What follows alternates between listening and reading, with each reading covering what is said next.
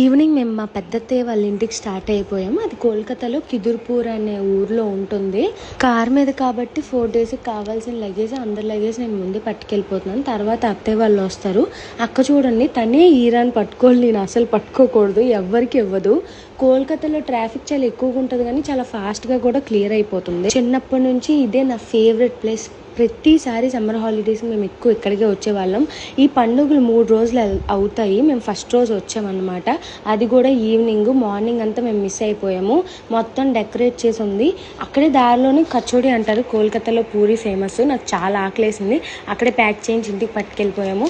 ఇదే మేము ఉంటున్న ఏరియా.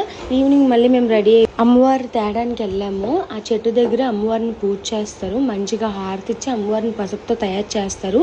అక్కడ అందరికీ తాళ్ళు కడతారు. ఎవరైతే ఘటాలు ఎత్తుకుంటారంటే ముర్రాట్లోని మొత్తం పూజ సామాన్లన్నీ వేస్తారు. అందరూ బాగా దండం పెట్టుకోండి.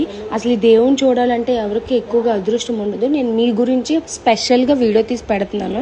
క్రౌడ్ చూసారు అసలు ఎంత ఎక్కువ ఉందో. ఫస్ట్ రోజు అమ్మవారికి తెచ్చి చెట్టు దగ్గర పూజ చేసి మళ్ళీ గుడికి పట్టుకెళ్ళి ఉంచేస్తారు. ఎవరెవరు ఘటాలు ఎత్తుతున్నారో వాళ్ళందరికీ మంచిగా పూజ చేయిస్తారు. అమ్మవారి వెనకట్ల మేము వెళ్తాము. ఇంకా సెకండ్ డే, థర్డ్ డే కూడా ఉంది. నేను అది కూడా పోస్ట్ చేస్తాను. అందరు నన్ను ఫాలో అయిపోండి. బాయ్.